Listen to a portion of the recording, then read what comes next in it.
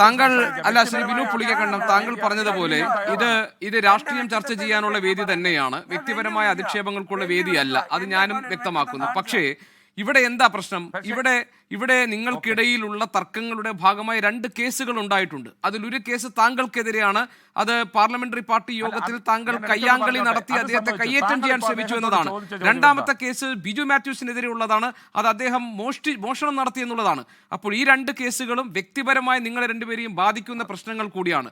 അതിന്റെ ഭാഗമായിട്ടാണ് ഈ വ്യക്തിപരമായ പരാമർശങ്ങൾ വരുന്നത്.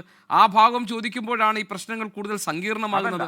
പിന്നെ ഒരു കാര്യം കൂടി ശ്രീ ബിനു പുളിക്കക്കണ്ടം, ഇപ്പൊ താങ്കൾ പറഞ്ഞത് അദ്ദേഹത്തോട് ചോദിച്ചു UDF-ന്റെ പിന്തുണ, അപ്പോൾ അരി എത്രയെന്ന് ചോദിക്കുമ്പോൾ പയർ അഞ്ഞാഴി എന്ന് പറഞ്ഞ് ദയവ് ചെയ്ത് എനിക്കതിന് താല്പര്യമില്ല.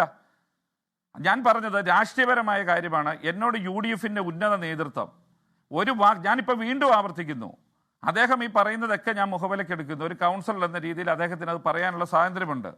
പക്ഷെ അദ്ദേഹത്തിനെ നിയന്ത്രിക്കുന്ന, അദ്ദേഹത്തിന് സീറ്റ് കൊടുത്ത, അദ്ദേഹത്തിന് വിപ്പ് നൽകേണ്ട ഒരു രാഷ്ട്രീയ നേതൃത്വമുണ്ട് ഇവിടെ.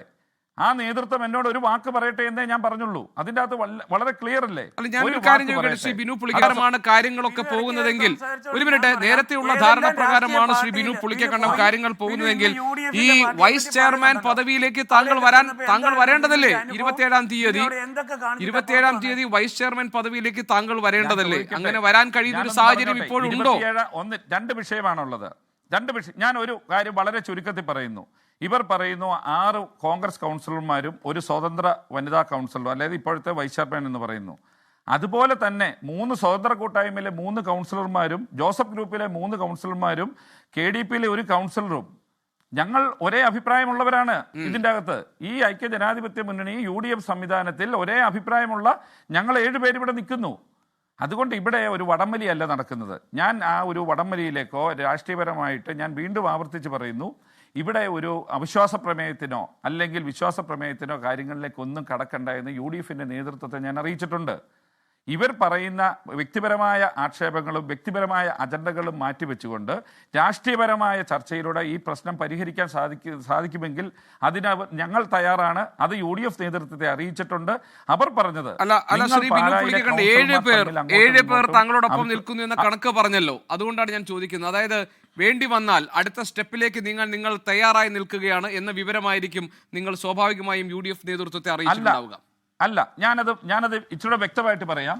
UDF സംവിധാനത്തിൽ നിൽക്കുമ്പോൾ ഈ 7 പേർ ഞങ്ങൾ ഒറ്റക്കെട്ടായിട്ട് നിൽക്കും. UDF-നെ എന്നെ വേണ്ടാത്ത ഒരു സാഹചര്യത്തിൽ, അല്ലെങ്കിൽ ഞങ്ങളുടെ സ്വതന്ത്ര കൂട്ടായ്മയുടെ പിന്തുണ പിൻവലിക്കുകയോ സ്വതന്ത്ര കൂട്ടായ്മയുടെ പിന്തുണ അവർക്ക് ആവശ്യമില്ല എന്ന് ഒരു വാക്ക് പറഞ്ഞാൽ, ഈ പറയുന്ന ജോസഫ് ഗ്രൂപ്പിന്റെ കൗൺസിലർമാരും KDP-യുടെ കൗൺസിലറും UDF പക്ഷത്ത് നിൽക്കും. അതിൻ്റെ അകത്ത് തർക്കമില്ല. ഞാനിപ്പോഴും ഞങ്ങൾ 3 പേര് ഉൾപ്പെടുന്ന സ്വതന്ത്ര മുന്നണി UDF-ന്റെ ഭാഗമായിട്ട് ഇപ്പോൾ നിൽക്കുന്നു. അപ്പോൾ ഞങ്ങൾ 7 പേർ ഒരുമിച്ച് നിൽക്കുന്നു. UDF-ന്റെ ഭാഗമല്ലാതായി തീരുന്ന സാഹചര്യം ഉണ്ടാകുമെന്ന് ഞാൻ വിശ്വസിക്കുന്നില്ല. ഉണ്ടായാൽ ജോസഫ് ഗ്രൂപ്പിന്റെ കൗൺസിലും KDP-യുടെ കൗൺസിലും UDF പക്ഷത്തല്ലേ നിൽക്കുകയുള്ളൂ.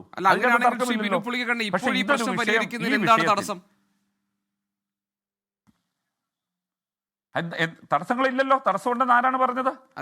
ഞങ്ങൾ വളരെ തുറന്ന ചർച്ചയ്ക്ക് എന്ന് UDF-ന്റെ നേതൃത്വത്തെ അറിയിച്ചിട്ടുണ്ട്. അതായത് നഗരസഭാ ചെയർപേഴ്സന്റെ മുറിയിൽ നിന്ന് ഫയലും വാച്ചും മോഷണം പോയി എന്ന് നിങ്ങളോടൊപ്പം സഹ കൗൺസിലർ, ആ മുന്നണിയിലെ ഒരു കൗൺസിലർക്കെതിരെ കേസ് കൊടുത്ത് നിൽക്കുന്ന സാഹചര്യത്തിൽ ഒരു പ്രതിസന്ധിയും ഒരു പ്രശ്നവും ഇല്ല ഈ കാര്യങ്ങൾ പരിഹരിക്കാൻ എന്നാണ് താങ്കൾ പറയുന്നത്. അതല്ല ഞാൻ പറഞ്ഞത്. കേസിന്റെ വഴിക്ക് പോട്ടെ എന്ന് ഞാൻ ആദ്യം പറഞ്ഞത് വേറെ രീതിയിലുമല്ല. പോലീസ് ആ കേസ് പരിശോധിക്കട്ടെ. അപ്പോൾ ഞാൻ തിരിച്ചൊരു കാര്യം ചോദിക്കട്ടെ. 14 കൗൺസിലർമാരും 12 കൗൺസിലർമാരും കേരള കോൺഗ്രസ് ജോസഫ് ഗ്രൂപ്പിന്റെ മണ്ഡലം പ്രസിഡന്റും കോൺഗ്രസിന്റെ മണ്ഡലം പ്രസിഡന്റും ഉൾപ്പെടെ 14 പേർ ചെയർപേഴ്സന്റെ മുറിയിൽ പാർലമെന്ററി പാർട്ടി കൂടുന്നു. അതിലൊരു വിഷയത്തെക്കുറിച്ച് തർക്കമുണ്ടാകുന്നു. ആ തർക്കം വളരെ രൂക്ഷമായ തർക്കമില്ല. ആ തർക്കത്തിനിടയ്ക്ക് ഒരു കൗൺസിലർ ഇറങ്ങിപ്പോയി പോലീസ് സ്റ്റേഷനിൽ ചെന്ന് പരാതി കൊടുക്കുന്നു, കയ്യേറ്റം നടന്നെന്ന്. ഞാൻ പറഞ്ഞല്ലോ, ഈ കൗൺസിലർമാർ, അത് നിങ്ങൾ തന്നെ ഇപ്പോൾ ചർച്ചയെ സൂചിപ്പിച്ചു, കയ്യേറ്റം ചെയ്തു എന്ന് ആദ്യത്തെ ദിവസം വാർത്ത, എൻ്റെ സഹോദരൻ മർദ്ദിച്ചെന്ന്. പിറ്റേ ദിവസം കയ്യേറ്റ ശ്രമമായി. ഇപ്പോൾ അതിനുള്ളൊരു സാഹചര്യം ഉണ്ടായി എന്ന് പറയുന്നു. ഇപ്പോൾ ഇന്നലെ ചർച്ചയിൽ അദ്ദേഹം ചോദിച്ചെന്ന് പറഞ്ഞു, എന്നെ മർദ്ദിക്കാത്തതാണോ ഇപ്പോൾ കോൺഗ്രസ്സുകാരുടെ പ്രശ്നം എന്ന്. അപ്പോൾ നടക്കാത്ത ഒരു സംഭവം നടന്നു എന്ന് ആക്ഷേപം ഉന്നയിച്ചു. ഇപ്പോൾ ഞങ്ങൾ കൊടുത്ത പരാതിയിൽ കഴമ്പില്ല, അസത്യമുണ്ടായെങ്കിൽ അവർ ആക്ഷേപം ഉന്നയിച്ചു. ഇത് പോലീസ് അന്വേഷിക്കട്ടെ എന്നേ ഞാൻ പറഞ്ഞത്. ഇപ്പോൾ ഈ ചർച്ചയിൽ ഇരുന്നു കൊണ്ടോ UDF-ന്റെ നേതൃത്വം ഇടപെട്ടുകൊണ്ടോ ഈ പ്രശ്നം ഇവിടെ തീരത്തില്ലല്ലോ. അതിൽ സമാധാനപരമായ പരിഹാരം ഉണ്ടാകുമെങ്കിൽ ഞങ്ങൾ അതിന് തയ്യാറാണ്. അതായത് ഈ പ്രശ്നത്തിൽ ഞാൻ ഉദ്ദേശിച്ചതെന്ന് പറഞ്ഞാൽ നഗരസഭയിൽ കൂട്ടായ ആലോചന നടക്കുന്നില്ല എന്ന ആക്ഷേപം ഉണ്ടെങ്കിൽ അത് പരിഹരിക്കാൻ ഞങ്ങൾ തയ്യാറാണ്. അത് ചൂണ്ടിക്കാണിക്കണം. ഞാൻ ചോദിക്കട്ടെ, ഈ ബഹുമാനപ്പെട്ട കൗൺസിലോട് ഒരു കാര്യം മാത്രം ചോദിക്കട്ടെ. ഈ 6 മാസക്കാലം കൗൺസിൽ കൂടിയപ്പോൾ ഒരു തവണയെങ്കിലും ആ കൗൺസിലിൻ്റെ അജണ്ട ചർച്ച ചെയ്യാതെ പാർലമെന്റ് പാർട്ടി കൂടി ചർച്ച ചെയ്യാതെ കൗൺസിൽ കൂടിയിട്ടുണ്ടോ? അപ്പോൾ ഇതിനെല്ലാം പിന്നിൽ വേറെ അജണ്ട ഉണ്ടെന്ന് എനിക്ക് സംശയമുണ്ട്. ഞാൻ ഉറപ്പിച്ച് പറയുന്നില്ല.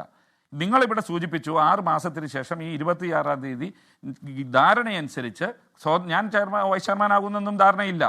സ്വതന്ത്ര കൂട്ടായ്മയ്ക്ക് ധാരണയനുസരിച്ച് സ്വതന്ത്ര കൂട്ടായ്മയ്ക്കാണ് വൈസ് ചെയർമാൻ എന്ന് റിട്ടേൺ ആയിട്ട് എഗ്രിമെൻ്റ് ഉണ്ട്. അതിൽ തർക്കമില്ല. അപ്പോൾ ഒരു പ്രശ്നങ്ങൾ ഉണ്ടാകുമ്പോൾ UDF നേതൃത്വം പറഞ്ഞത് എല്ലാ വിഷയങ്ങളും ഞങ്ങൾക്ക് ആക്ഷേപമുണ്ട്, പരാതികളുണ്ട്, ഞങ്ങളത് മൈക്ക് കെട്ടി വിളിച്ചു പറയുന്നില്ല.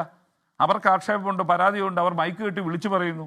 ഈ വ്യത്യാസങ്ങൾ UDF നേതൃത്വം മനസ്സിലാക്കിയിട്ടുണ്ട്. ഞങ്ങൾ ഇത് വളരെ തുറന്നു പറയുന്നു.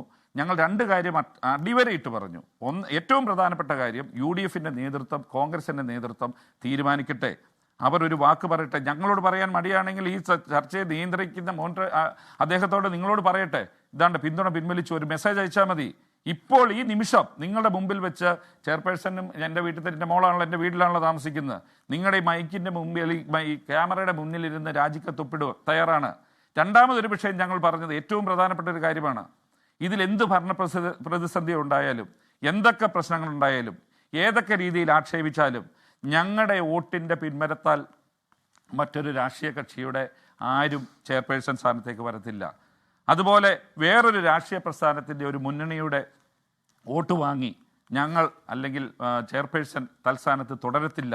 അത് ഞങ്ങളുടെ തീരുമാനം. ഇന്ന് കേരള കോൺഗ്രസിൻ്റെ ചെയർമാൻ വളരെ മാന്യമായിട്ട് ശ്രീ ജോസ് കെ മാണി വളരെ മാന്യമായിട്ട് പ്രതികരിച്ചത് UDFിൻ്റെ പ്രശ്നമാണ്.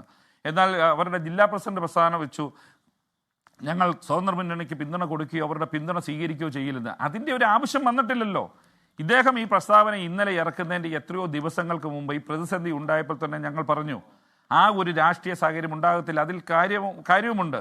ഒരു ദിവസം 6 മാസമെങ്കിൽ 6 മാസക്കാലം UDFിൻ്റെ നേതൃത്വം, കോൺഗ്രസിൻ്റെ നേതൃത്വം അവർ ഞങ്ങളോട് കാണിച്ച രാഷ്ട്രീയ മര്യാദ, ഞങ്ങളോട് കാണിച്ച സ്നേഹം, ഞങ്ങളോട് കാണിച്ച കരുതൽ, അതിൽ വളരെ നന്ദിയും കടപ്പാടും ഞങ്ങൾക്കുണ്ട്. ആ രാഷ്ട്രീയ പ്രസ്ഥാനത്തോടും UDF എന്ന മുന്നണിയോടും.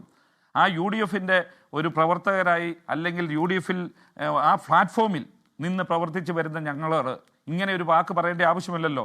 ഇങ്ങനെ ഒരു പ്രശ്നങ്ങൾ ഉണ്ടായെങ്കിൽ പറയേണ്ടത് രാഷ്ട്രീയ പൊതുവേദിയിലും അല്ലെങ്കിൽ രാഷ്ട്രീയ കമ്മിറ്റികളിലും രാഷ്ട്രീയ നേതാക്കന്മാരുടെ അടുത്തല്ലേ. അപ്പോൾ ഇതിലൊക്കെ വ്യക്തമായ വേറെ അജണ്ടകളുണ്ട്. ഇവർ ഇന്നലെ ഞാൻ പറഞ്ഞത് ചർച്ച UDFിൻ്റെയും കോൺഗ്രസിൻ്റെയും നേതാക്കളുമായി നടത്തിയ ചർച്ചകൾ നിങ്ങൾ ഉദ്ദേശിക്കുന്ന പോലെ ശ്രീ മാണി സി കാപ്പനും MLAയും ശ്രീ ഫ്രാൻസിസ് ജോർജ് MP മാത്രമല്ല, അതായത് UDFിൻ്റെ ജില്ലാ ചെയർമാനും മാത്രമല്ല, ഉന്നതരായ നേതാക്കന്മാർ അവർ ഞാൻ അങ്ങോട്ട് പോയി സമീപിച്ചതല്ല.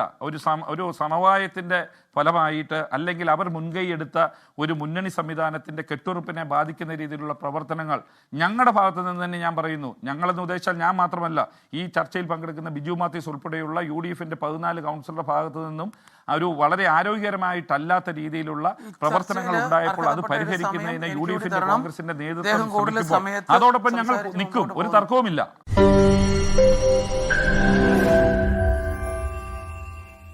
ലോകത്തെവിടെയായാലും ഏത് സമയത്തും 24 വാർത്തകളും ഓഗ്മെന്റഡ് റിയാലിറ്റി പാക്കേജുകളും എക്സ്പ്ലെയിനറുകളും വിശദമായി കാണാൻ ഞങ്ങളുടെ YouTube ചാനൽ നിങ്ങൾക്ക് സബ്സ്ക്രൈബ് ചെയ്യാം.